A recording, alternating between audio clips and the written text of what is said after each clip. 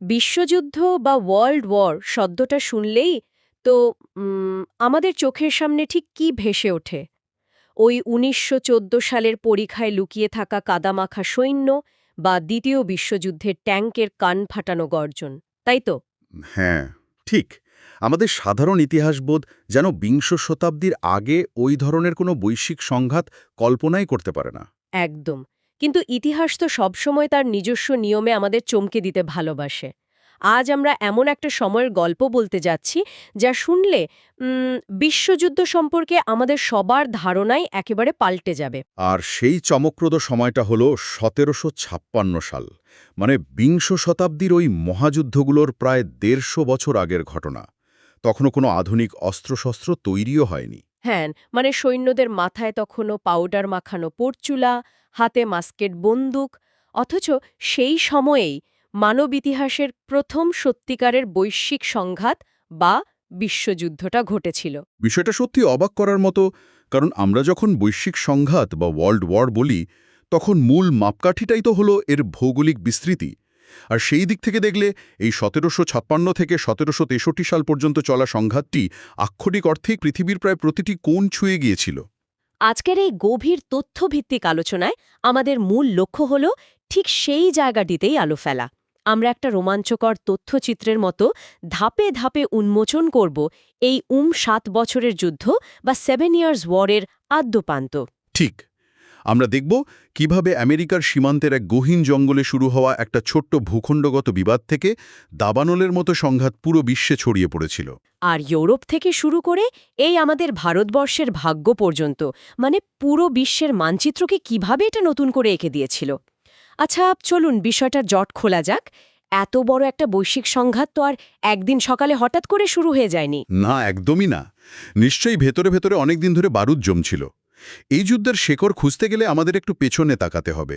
ওই ১৭৪৮ সালের দিকে, তাই তো? ঠিক তাই। ১৭৪৮ সালে যখন অস্ট্রীয় উত্তরাধিকার যুদ্ধ শেষ হল, তখন ইউরোপের মানুষ ভেবেছিল এবার হয়তো একটা দীর্ঘস্থায়ী শান্তি আসতে যাচ্ছে। কিন্তু সেই শান্তি চুক্তিটি আসলে ছিল একটা সাময়িক যুদ্ধবিরতি মাত্র। ভেতরে ভেতরে পরাশক্তিগুলোর ক্ষোভ আর উত্তেজনা তালে একটুও কমেনি? একটুও না। বিশেষ করে ইউরোপের রাজনৈতিক সমীকরণে একটা বিশাল পরিবর্তন আসছিল তখন। আর এই নতুন সংঘাতের একেবারে কেন্দ্রে ছিল একটি নির্দিষ্ট অঞ্চল, যার নাম সাইলেশিয়া। সাইলেশিয়া? আচ্ছা, জায়গাটা এত গুরুত্বপূর্ণ ছিল কেন যে এটা নিয়ে আবার একটা বিশ্বযুদ্ধ বেঁধে গেল? কারণ সাইলেশিয়া ছিল সে সময়ের অত্যন্ত সম্পদশালী এবং শিল্পোন্নত একটি প্রদেশ। প্রুশিয়া, যা কিনা তখন কেবল একটা উদীয়মান শক্তি হিসাবে মাথাচাড়া দিয়ে উঠছে, তারা অস্ট্রিয়ার কাছ থেকে এই সাইলেশিয়া দখল করে নেয়। ও আচ্ছা, তার মানে এটা অস্ট্রিয়ার জন্য শুধু বিশাল কোনো অর্থনৈতিক ক্ষতি ছিল না, এটা ছিল তাদের সম্মানে এক মারাত্মক আঘাত। একদম সঠিক ধরেছেন। শত শত বছর ধরে পবিত্র রোমান সাম্রাজ্যের ভেতরে অস্ট্রিয়ার যে একছত্র আধিপত্য ছিল, প্রুশিয়া সেখানে সরাসরি চ্যালেঞ্জ ছুড়ে দিয়েছিল।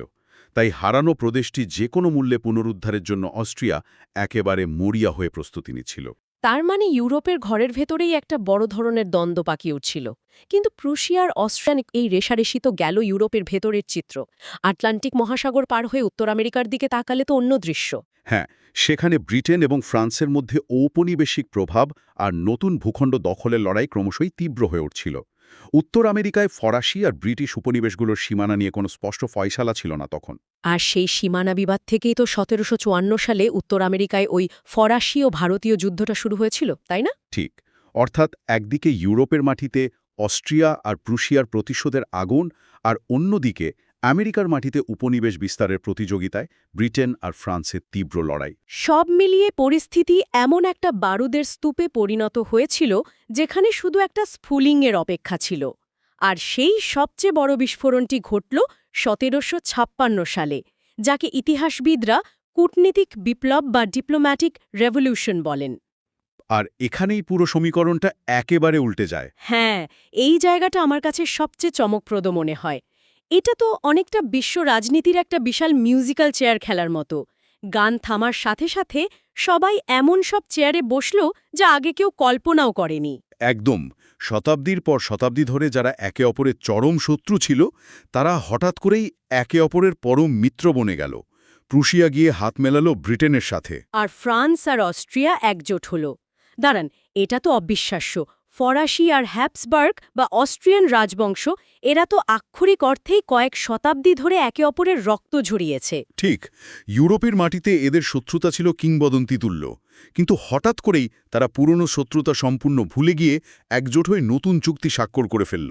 এখানে স্বাভাবিকভাবেই একটা অত্যন্ত গুরুত্বপূর্ণ প্রশ্ন ওঠে, যে এই অদ্ভুত জোট তৈরির পেছনে আসল কৌশলগত কারণটা কী ছিল? এই নতুন মেরুকরণ ইউরোপের রাজনৈতিক সমীকরণকে ঠিক কিভাবে পাল্টে দিল? এর মূল কারণ লুকিয়েছিল ক্ষমতার ভারসাম্য বা ব্যালেন্স অফ পাওয়ার টিকিয়ে রাখার মরিয়া চেষ্টার মধ্যে। প্রুশিয়ার মতো একটি নতুন আর আগ্রাসী সামরিক শক্তির উত্থান ইউরোপীয় শক্তির প্রচলিত ভারসাম্যকে এতটাই নাড়িয়ে দিয়েছিল যে পুরনো পরাশক্তিগুলো নিজেদের অস্তিত্ব বাঁচাতে নতুন করে ভাবতে বাধ্য হয়েছিল। ব্রিটেনের বিষয়টা যদি দেখি, তারা তো মূলত একটি নৌ পরাশক্তি ছিল। ইউরোপের মূল ভূখণ্ডে লড়াই করার মতো বিশাল সেনাবাহিনী তাদের ছিল না। একদম ঠিক, তাই তাদের এমন একজন মিত্র দরকার ছিল যে ইউরোপের মাটিতে ফরাসিদের আটকে রাখতে পারবে। আর সেই অবসরে ব্রিটেন তাদের শক্তিশালী নৌবাহিনী দিয়ে সারা বিশ্বে ফ্রান্সের উপনিবেশগুলো দখল করতে পারবে। বাহ, দারুণ কৌশল! আর এই কাজের জন্য ইউরোপের সেরা সামরিক শক্তি প্রুশিয়া ছিল তাদের আদর্শ মিত্র। অন্যদিকে অস্ট্রিয়া বুঝতে পারল যে ব্রিটেন যদি প্রুশিয়ার পক্ষে চলে যায়, তবে প্রুশিয়াকে দমাতে হলে দীর্ঘদিনের শত্রু ফ্রান্সের সাহায্য ছাড়া তাদের আর কোনো উপায় নেই। বাধ্য হয়েই তারা ফ্রান্সের সাথে হাত মেলায়। বুঝতে পারছি।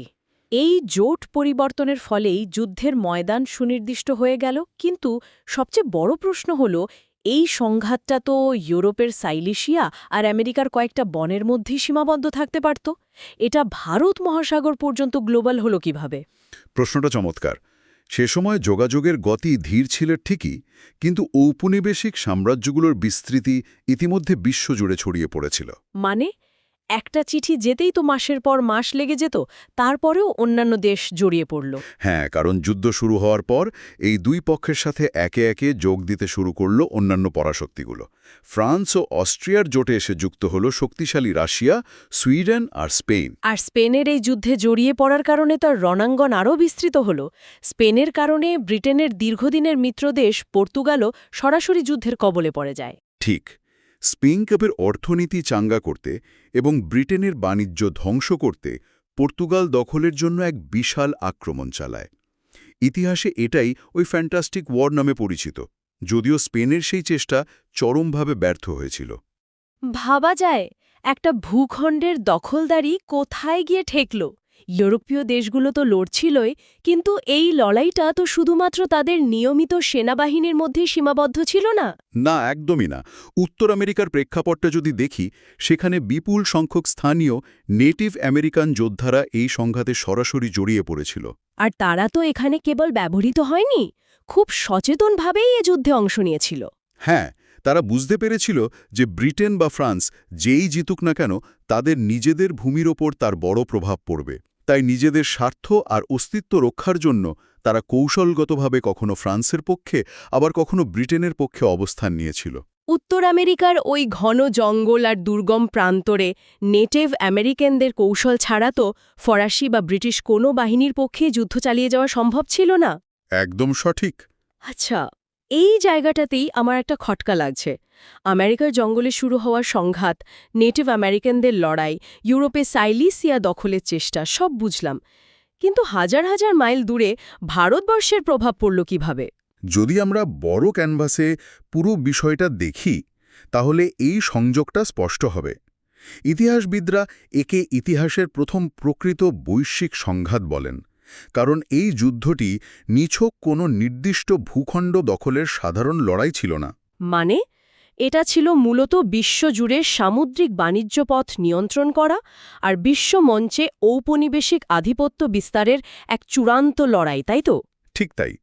ব্রিটেন এবং ফ্রান্স খুব ভালোভাবে বুঝতে পেরেছিল যে ভবিষ্যতের বিশ্বে ক্ষমতার আসল চাবিকাঠি লুকিয়ে আছে বাণিজ্যের ওপর একচেটিয়া নিয়ন্ত্রণের মধ্যে। আর সেই সময়ে ভারতবর্ষ ছিল বিশ্ব বাণিজ্যের এক অত্যন্ত গুরুত্বপূর্ণ এবং লাভজনক কেন্দ্র। রেশম, সুতি, বস্ত্র, মশলা থেকে শুরু করে নানা অমূল্য সম্পদের খনি ছিল এই ভারতবর্ষ। এটা তো অনেকটা বর্তমান সময়ের কথা মনে করিয়ে দেয়।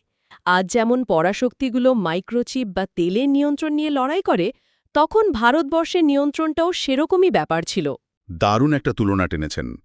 ভারত মহাসাগরীয় অঞ্চলের বাণিজ্যের উপর নিরঙ্কুশ নিয়ন্ত্রণ প্রতিষ্ঠা করাটা ব্রিটেন আর ফ্রান্স উভয়ের জন্যই ছিল বাঁচা মরার লড়াই, যে কারণে ভারতবর্ষ এই যুদ্ধের অন্যতম প্রধান রণক্ষেত্রে পরিণত হয়। ইউরোপের মাটিতে তারা লড়াই করছিল ক্ষমতার ভারসাম্যর জন্য, আর ভারতের মাটিতে লড়াই করছিল আগামী শতকের বৈশ্বিক অর্থনীতি কে নিয়ন্ত্রণ করবে তা নির্ধারণ করতে। আর ফরাসি ইস্ট ইন্ডিয়া কোম্পানি এবং ব্রিটিশ ইস্ট ইন্ডিয়া কোম্পানির মধ্যে এই লড়াইয়ে ভারতবর্ষের স্থানীয় নবাব এবং রাজারাও কিন্তু জড়িয়ে করেন। হ্যাঁ, তারা নিজ নিজ স্বার্থে দুই বিদেশি শক্তির সাথে মিত্রতা করেন, যা পুরো ভারতীয় মহাদেশের রাজনীতিকে এক গভীর খাদের দিকে ঠেলে দেয়। এবং এই লড়াইয়ের ব্যাপ্তি বা স্কেলটা ছিল সেকালের তুলনায় কল্পনাতীত। সত্যিই অবিশ্বাস্য। একদিকে ক্যারিবীয় অঞ্চলের সম্পদশালী দ্বীপগুলোর নিয়ন্ত্রণ নিয়ে নৌযুদ্ধ, অন্যদিকে উত্তর আমেরিকার বিশাল ভূখণ্ডের লড়াই, আবার এশিয়ার বুকে ভারতবর্ষের ছায়াযুদ্ধ। যোগাযোগের এত সীমাবদ্ধতা থাকা সত্ত্বেও পৃথিবীর প্রায় প্রতিটি মহাসাগর এই যুদ্ধের সাক্ষী হয়েছিল। 7 বছর ধরে চলা এই বিশ্বব্যাপী ধ্বংসযজ্ঞে অগণিত মানুষ প্রাণ হারায়। আর যখন বারুদের এই দীর্ঘস্থায়ী ধোঁয়াশা অবশেষে কাটতে শুরু করল, তখন পৃথিবীর রাজনৈতিক দৃষ্টিপট চিরতরে বদলে গেছে। হ্যাঁ, বিশ্বমঞ্চে এমন কিছু বিজয়ের উত্থান ঘটল এবং এমন কিছু পরাশক্তির পতন হল, যা পুরো বিশ্বের ক্ষমতার ভারসাম্যকে একেবারে নতুনভাবে সংজ্ঞায়িত করল। তাহলে ফলাফলগুলোর দিকে একটু নজর দেয়া যাক। এত বড় ধ্বংসযজ্ঞের নির্যাসটা কি দাঁড়ালো? স্পেনের উদাহরণটাই যদি ধরি, তারা তো ফ্রান্সের পক্ষ নিয়ে একটু দেরিতে যুদ্ধে যোগ দিয়েছিল, কিন্তু এই সিদ্ধান্ত তাদের জন্য কতটা ধ্বংসাত্মক ছিল? স্পেনের পরিণতি ছিল খুবই করুণ। যুদ্ধে যোগ দেওয়ার অল্প সময়ের মধ্যেই তারা ব্রিটেনের নৌবাহিনীর কাছে তাদের সাম্রাজ্যের অত্যন্ত গুরুত্বপূর্ণ দুটি ঘাঁটি হারিয়ে বসে। কিন্তু ততদিনে যা প্রমাণ হওয়ার তা হয়ে গেছে। মানে বিশ্বের কাছে পরিষ্কার হয়ে যায় যে ব্রিটেনের নৌবাহিনীর সামনে আর কেউ দাঁড়াতে পারবে না। কিন্তু হাভানা আর ম্যানিলা ফিরিয়ে দেওয়ার বিষয়টা বেশ অদ্ভুত লাগে। ব্রিটেন এত কষ্ট করে জয় করার পরও সেগুলো স্পেনকে কেন ফেরত দিল? কারণটা ছিল পুরোপুরি কৌশলগত আর অর্থনৈতিক। প্যারিস চুক্তির সময় দর কষাকষিতে ব্রিটেন ক্যারিবীয় অঞ্চলের কিছু অত্যন্ত লাভজনক চিনির দ্বীপ আর ফ্লোরিডা নিজেদের কাছে রেখে দেয়, যা তাদের অর্থনীতির জন্য বেশি জরুরি ছিল। বুঝতে পেরেছি। আর স্পেনের চেয়েও বড় রদবদল ঘটেছিল ইউরোপের মূল ভূখণ্ডে। ওই 1763 সালে স্যাক্সনি, অস্ট্রিয়া আর প্রুশিয়ার মধ্যে হওয়া হুবার্টাসবার্গ চুক্তির মাধ্যমে। এই জায়গাটায় সবচেয়ে আকর্ষণীয় বিষয় হল, এই চুক্তির সবচেয়ে বড় তাৎপর্য ছিল ইউরোপে ফ্রান্সের দীর্ঘদিনের একছত্র সামরিক আধিপত্যের চূড়ান্ত অবসান ঘটা। ঘটনাটি ছিল প্রুশিয়ার অভাবনীয় উত্থান। চারদিক থেকে অস্ট্রিয়া, রাশিয়া আর ফ্রান্সের মতো বিশাল শক্তি দ্বারা পরিবেষ্টিত থাকার পরেও প্রুশিয়া টিকে ছিল। শুধু টিকে ছিল না, তারা সাইলেসিয়ার উপর তাদের অধিকারও শক্তভাবে ধরে রেখেছিল। এই যুদ্ধের মাধ্যমে প্রুশিয়া পবিত্র রোমান সাম্রাজ্যের কাঠামোতে অস্ট্রিয়ার একচেটিয়া আধিপত্যকে চূড়ান্তভাবে ভেঙে দেয়। মানে ইউরোপের বুকে প্রুশিয়া একটি স্বীকৃত গ্রেট পাওয়ার বা প্রধান শক্তি হিসেবে আত্মপ্রকাশ করে। তার মানে অস্ট্রিয়া যে সাইলেসিয়া উদ্ধারের জন্য এই বিশাল যুদ্ধের সূত্রপাত করেছিল, তারা আসলে খালি হাতেই ফিরল। একেবারেই তাই। প্রুশিয়ার এই শক্তি বৃদ্ধি আর ফ্রান্সের প্রভাব হ্রাস, এই দুটো ঘটনা ইউরোপের সামগ্রিক ক্ষমতার ভারসাম্যকে চিরতরে পরিবর্তন করে দেয়। তাহলে সব মিলিয়ে বিষয়টা কি দাঁড়ালো? এতগুলো চুক্তি, এত দেশের নাম, রক্তপাত, সবচেয়ে বড় জয়টা তো দিন শেষে ব্রিটেনেরই হলো, তাই না? নিঃসন্দেহে প্যারিস চুক্তির মাধ্যমে ফ্রান্স উত্তর আমেরিকায় কানাডা সহ তাদের প্রায় সমস্ত ঔপনিবেশিক ভূখণ্ড ব্রিটেনের হাতে তুলে দিতে বাধ্য হয়। বিশ্বমঞ্চে ব্রিটেন একছত্র ঔপনিবেশিক নৌশক্তি হিসেবে আবির্ভূত হয়। ওই যে ব্রিটিশ সাম্রাজ্যের কথা আমরা আজ ইতিহাসে পড়ি, যাদের সাম্রাজ্যে কখনো সূর্য অস্ত যেত না, সেই সুবিশাল বিস্তৃতির প্রকৃত ভিত্তিপ্রস্তর স্থাপন করেছিল এই 7 বছরের যুদ্ধ। আর ভারতবর্ষের ক্ষেত্রে এর প্রভাবটা ছিল সবচেয়ে যুগান্তকারী, কারণ এই যুদ্ধে ফরাসিদের চূড়ান্ত পরাজয়ের কারণে ভারতবর্ষে ফরাসি ইস্ট ইন্ডিয়া কোম্পানির স্বপ্ন চিরতরে শেষ হয়ে যায়। রবার্ট ক্লাইভের মতো ব্রিটিশ সেনাপতিরা এই সুযোগে ভারতবর্ষে ব্রিটিশদের ক্ষমতা একেবারে পাকাপোক্ত করে ফেলেন। মূলত এই যুদ্ধের মাধ্যমেই ভারতবর্ষে ব্রিটিশ ইস্ট ইন্ডিয়া কোম্পানির একক আধিপত্য বিস্তারের পথ সম্পূর্ণ সুগম হয়। ঠিক, যদি ফরাসিরা এই যুদ্ধে না হারত তবে হয়তো ভারতের পরবর্তী ২০০ বছরের ইতিহাস সম্পূর্ণ অন্যভাবে লেখা হতো। আমরা যদি পুরো বিষয়টির দিকে তাকাই, এই যুদ্ধ কেবল কয়েকটি বিচ্ছিন্ন তারিখ বা চুক্তির নাম নয়। একদমই না। এটি ছিল আধুনিক বিশ্বের ভিত্তিপ্রস্তর স্থাপনার একটা অত্যন্ত গুরুত্বপূর্ণ অধ্যায়। এই যুদ্ধ পুরনো সাম্রাজ্যগুলোকে দুর্বল করে দিয়ে নতুন সাম্রাজ্যের জন্ম দিয়েছে। এটি বিশ্ব অর্থনীতির গতিপথ বদলে দিয়েছে, সম্পদের নিয়ন্ত্রণ কার হাতে থাকবে তা নির্ধারণ করেছে, আর সর্বোপরি ভবিষ্যতের বৈশ্বিক রাজনীতির মঞ্চকে এমনভাবে সাজিয়ে দিয়েছে যার প্রভাব আমরা আজও দেখতে পাই। অসাধারণ একটা আলোচনার মধ্যে দিয়ে গেলাম আমরা। জর্জ ওয়াশিংটনের মতো তরুণ এক ব্রিটিশ সেনার নেতৃত্বে আমেরিকার গহীন জঙ্গলে ঘটা ছোট্ট একটা সংঘাত কিভাবে হাজার হাজার মাইল দূরের বাংলার নবাবের ভাগ্য নির্ধারণ করে দিল, ভাবলে সত্যি গায়ে কাটা দেয়। ইতিহাস এভাবেই আমাদের বারবার অবাক করে। আজকের এই আয়োজন শেষ করার আগে শ্রোতাদের জন্য একটা গভীর চিন্তার খোরাক রেখে যেতে চাই। একটু কল্পনা করে দেখুন তো, যদি ১৭৫৬ সালে ইউরোপের ওই পুরনো জোটগুলো না ভাঙত, অথবা আমেরিকার সীমান্তের সেই ছোট সংঘাতটি যদি ওখানেই মিটে যেত, তাহলে আজকের পৃথিবীর মানচিত্র ঠিক কেমন হতো? উত্তর আমেরিকা বা ভারতবর্ষের ইতিহাস কি সম্পূর্ণ ভিন্ন কোনো ভাষায় লেখা হতো? হয়তো আজ আমরা যেভাবে কথা বলছি বা চিন্তা করছি তার সবকিছুই অন্যরকম হতো। একটা বিচ্ছিন্ন ছোট ঘটনা কিভাবে পুরো পৃথিবীর ভাগ্য চিরতরে বদলে দিতে পারে, ইতিহাস যেন বারবার আমাদের সেই বিস্ময়কর সত্যটাই মনে করিয়ে দেয়। আজকের মতো এই গভীর আলোচনা থেকে আমরা বিদায় নিচ্ছি।